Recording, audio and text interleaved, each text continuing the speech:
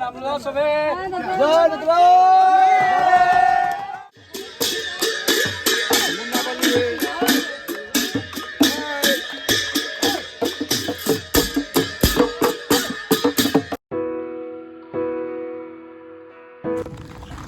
নমস্কাৰ জনাইছোঁ।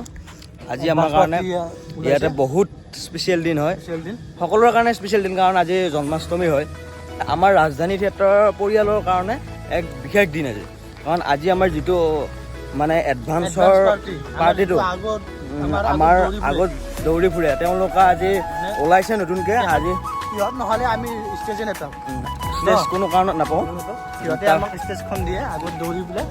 আজি যিটো প্ৰথম আমাৰ পেণ্ডেল, সেইটোৰ কাৰণে আজি আমাৰ এডভান্সৰ পাৰ্টি যাব ওলাইছে। আৰু তাৰপিছত আমি এতিয়া পূজা পাতল কৰি কিনে সকলোৱে পঠাই দিব।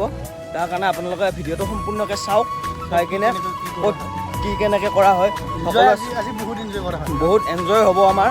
আপোনালোকে গোটেইখিনি ভিডিঅ'টো চাব পাৰিব। ভিডিঅ'টো আগতে কৈ লৈছোঁ, পাৰিলে আপোনালোকে লাইক কমেণ্ট এণ্ড শ্বেয়াৰ কৰি দিব, পাৰিলে ছাবস্ক্ৰাইবটো কৰি দিব। বাকী আপোনালোকে আগলৈ ভিডিঅ'টো চাই থাকক, আমি দেখাই আছোঁ ক'ত কেনেকৈ কি কৰিব পাৰে। আপোনালোকে শব্দ শুনিছে, ফটকা ফুটাই আছে ইয়াতে আমি গোটেইখিনি মানে যিখিনি পূজাৰ কাৰ্যসূচী সেইখিনি আমি কৰা হৈ আছে ইয়াতে। তাৰপিছত আপোনালোকক সকলোকে দেখাই আছোঁ আমি ক'ত কি কৰা হয়। গোটেইখিনি আপোনালোকে আহক আমাৰ লগত, ভিডিঅ'টো চাওক।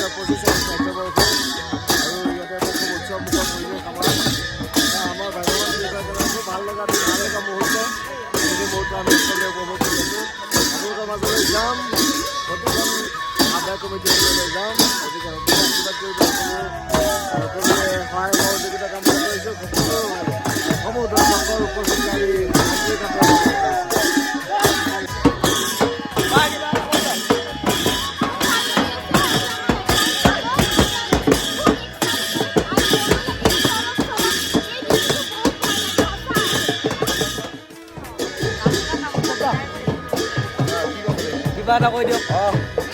আজি আমাৰ এডভান্স পাৰ্টি ওলাইছে, আমাৰ নাটক ষ্টাৰ্ট হৈছে পৰা। আজি আমাৰ কাৰণে ভাল আমাৰ জয়যাত্ৰা ভাল লাগিছে। 9 মাহত আমি সকলো ভালদৰে ভালদৰে